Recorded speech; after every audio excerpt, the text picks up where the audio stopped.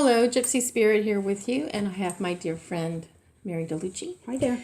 And Mary is going to be working the October Zenful retreat sessions. She's going to be there on Tuesday, October 9th. And she is actually, the name of her retreat is going to be called Down to the Bones because she reads bones.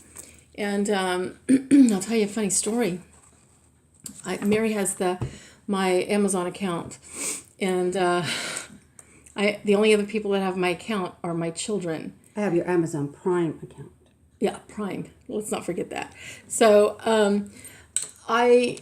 she very seldom ever uses it either. And so you know how like whenever you order something from Amazon, you're always going to get a email. And so I always get the emails from Amazon whenever my children order something or when Mary orders something.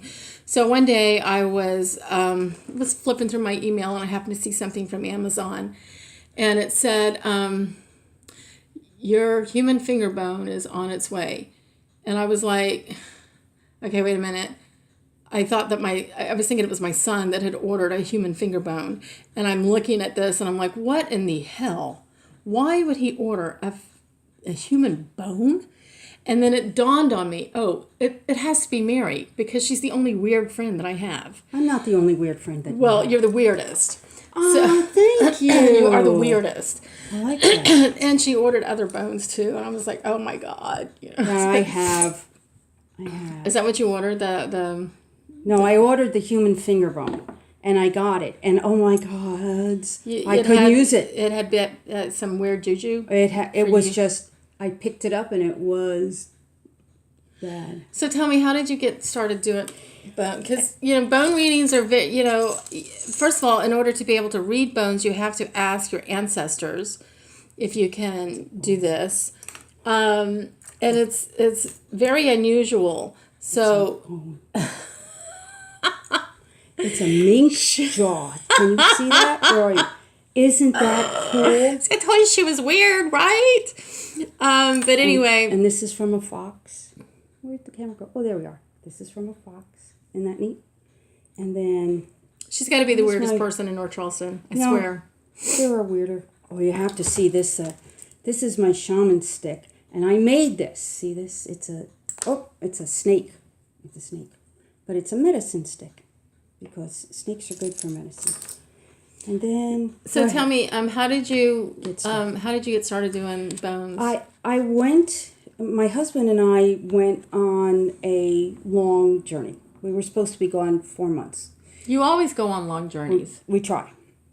Well, we started out slowly to make sure we weren't going to kill each other. So the first time we went away for a weekend, and then a week, and then 2 weeks. And we've worked our way up. We went to a pagan festival down in Florida, and there was a woman doing a workshop. Now, she was very nervous. This was the first time she had ever talked to any group of people, and she was not very sure of herself. So I reached over and I said, "You're just fine. Everything will be fine." And I thought she was going to cry. But she gave an amazing presentation. Now, because it was the first time she had ever spoken in public, she had a lot of grammatical mistakes. And you know how I feel about grammar. It was bad. And then I forgot all about her speech. And I was listening and I was looking at her collection of bones. And all I could think of is, oh my goodness, this is truly what I have been looking for a while. I read oracles, I read tarot. I've been a tarot reader since... And you read tea leaves too. I do, I read tea leaves. Tea leaves are more for fun and amusement than they are, but I read tea leaves. I scry, I go into meditative states. This is different. It truly is from the ancestors. And I just connected with it right Well, away. tell me about, I want to know about this because, you know, you keep trying to tell me that I need to read Bones, and I remember telling you that, you know, it was to my understanding you had to go and ask permission from your ancestors to be able to read. And you said, yeah, you had done that. So you actually tapped into your ancestors. It's a coyote tooth. I did this a little differently than the way some people go about it. I do not have information on my blood ancestors. I know who some of them were. They would not be happy with me doing this. But my ancestors, when you get to be a certain age, you rack up people who have died. Mm-hmm. Mm-hmm. And I have a ritual that I do every morning. I bring the Morrigan, who is my goddess, a cup of coffee, a little cup of coffee. Yeah, I've seen that. She really does. I mean, this goddess on her mantle has food and coffee. I mean, she's very well taken care of. I hope so. It's all about respect. And then off to the side, I have shadow boxes that my daughter made me from when my mother passed and from when my partner Billy died. And then scattered around that, I have other things from people who have died. So I have April's crown. I have a photo of John Jenks. I have things that represent animals that have passed. I just have a whole bunch of them. So I presented them to that lineage. And when I finish my journal, I will write out what my ancestor lineage is. Because it's not my mother, my grandmother, my great-grandmother. Right. These are the people who still have a presence in my life that I am still connected to, that I will hear their voice clear in my head going, that's a stupid thing to do, MJ, don't do that. And sometimes I listen to them. Sometimes I you don't. And you find out that it was a stupid thing to do. And then I find out it was a stupid thing So to do. they never told you not to pick up the mountain? No. And we're not going to talk about that. Okay. Anyway, so yeah, if you ever travel with her up in the mountains, just you need to have a really big car because she is going to get rocks and I like mountains. rocks. Rocks And she's are my going to put them in the friends. car. I don't care how heavy they are. But anyway, that is another story. So, so you read my bones. I did. The day before you picked up that big mountain up in North Carolina. I know I just had to bring it up again. It's a piece of quartz with No, it's a feldspar. mountain. It's a mountain. It was Trust big. me. With black feldspar, black mica all the way through it. It's absolutely She carried gorgeous. it up a real steep flight of stairs and got it into her car. I don't know how she did it, but anyway. I don't either. So tell me about your readings, because you did a reading for me, and it was, I have to tell you, so a bone reading was nothing what I had expected it to be. I thought that it was like all these bones and they were going to like throw them out on the table and read them. But actually, she had me pick 25. a certain, and she has all these things, like she has like these little peoples. And she has quartz rock. Oh no, that's quartz. just a watcher. Oh. These are my watchers. Okay. You know, if She has a lot of shells, watchers. like she has a lot of shells. And Have she coins. has coins. And Mary. I know, isn't it cool? It's the neatest thing. In my big kit, this is my little kit, this is my traveling kit. In my big kit, it's a little robot arm. It's a pointer.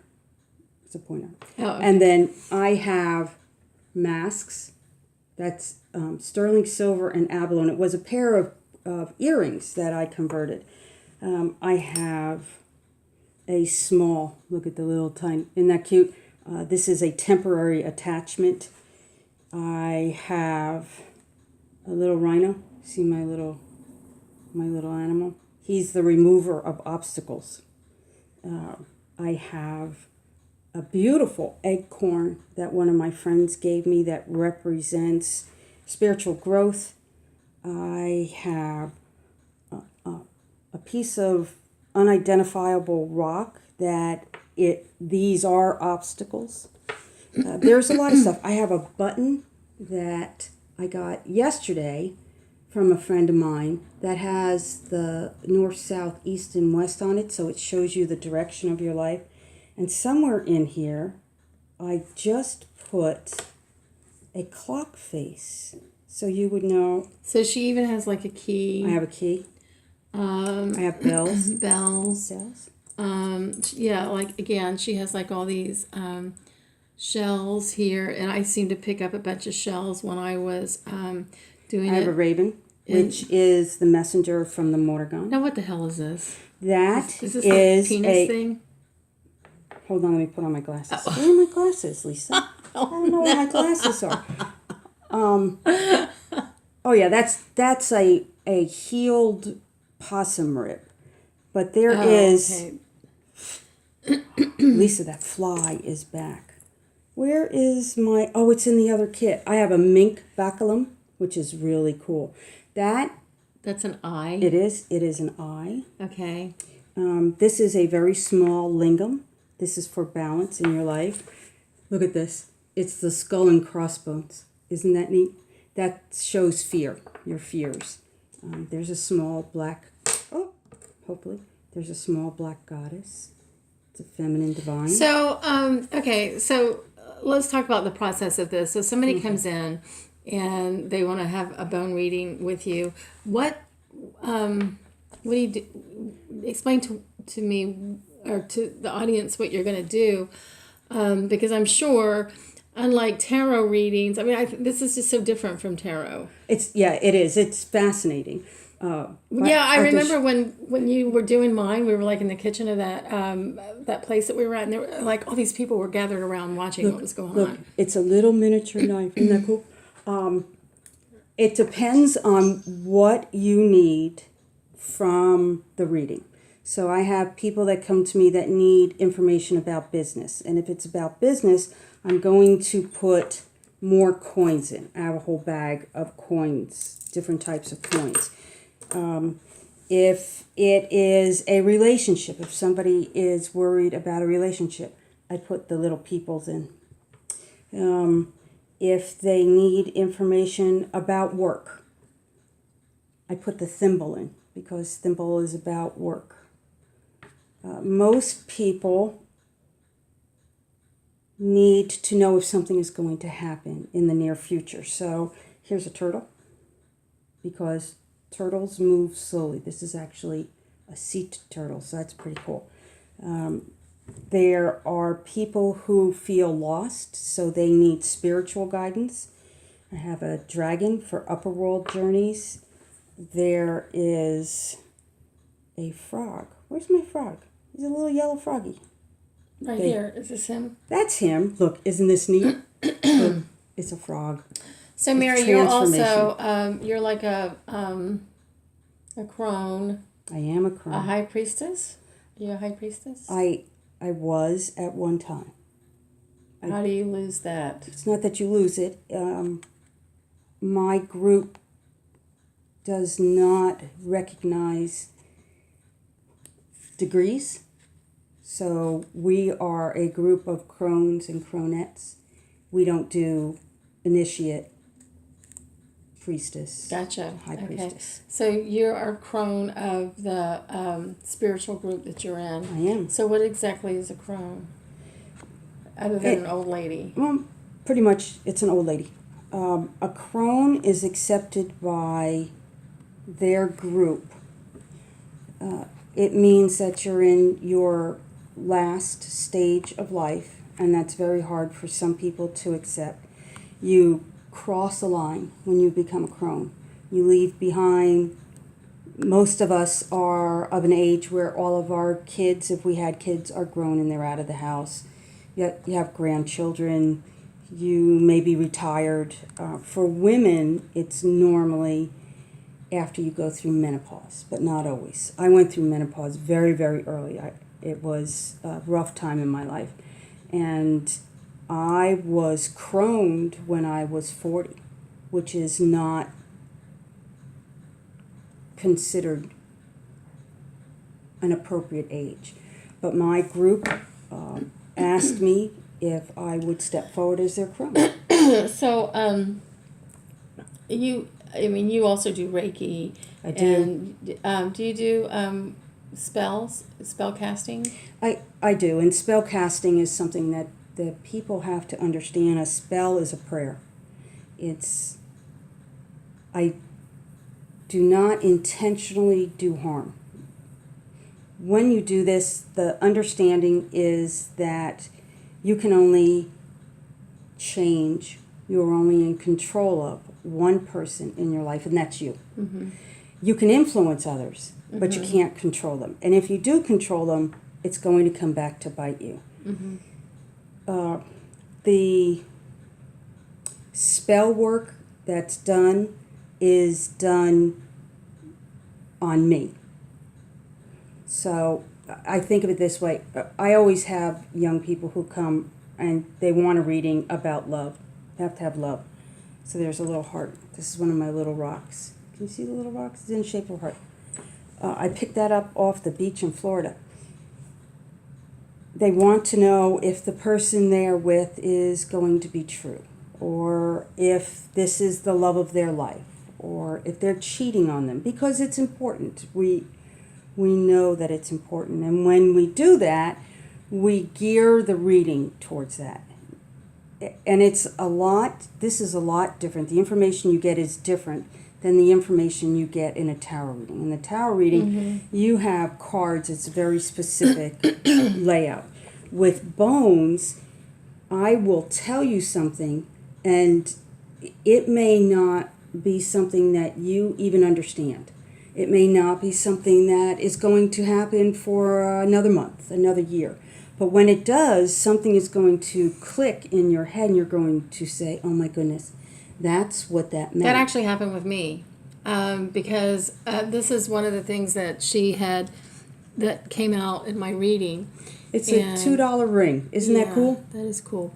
So I remember that you said that I had the potential to make a lot of money, but there was somebody that was blocking me. And then way over on the side, there was a woman who did not like me. Mm-hmm. And I kept thinking that it was my father and my stepmother. And so I even thought that maybe it was a woman who has passed away. So I was asking you, like, well, would that be somebody that has passed away? And so I think it was like about 4 or 5 days later, I realized who those people were. Mm-hmm. And I was like, oh my goodness. So yeah, I mean, she will tell you things in this reading and you may not get it right away, but then if you will really listen, and I would actually recommend that you record the reading, because you are going to want to go back to it later. Or write it down. Write it down, whatever. So on Tuesday, October 9th, we're having a special Zenful retreat at the Spa 7 at 102 Wapu Road on James Island. It's Tuesday, October 9th, and Mary will be doing a special bone reading for you. I will be giving you a crystal healing and balance with essential oils, and those are really cool because I actually, after you've done this reading, I will take you lay you on the table and put crystals all around you and use essential oils and really focus on removing anything that needs to be removed away from you. And it's the only way I can explain to you is every experience that I have with somebody, or every person that has this done has a different experience. I can't tell you if you're going to have a spiritual, I can't tell you what's going to happen. It could be a spiritual, emotional, or physical healing. It could be all three. I don't know. Or you might have nothing and won't see anything until like a day or two. The most interesting story, I'll tell you 2 stories. The most interesting story that I ever had was this young woman came in and she had a lot of anxiety and she was talking really loud, and I put a crystal in her hand and she calmed down.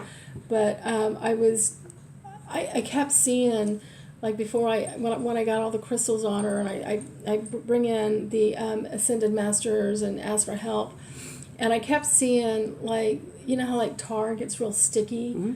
So I kept seeing that in her body. And so I always start from the head when I'm trying to remove something. I just bring it all down and bring it out through the feet. So I did that like 3 times.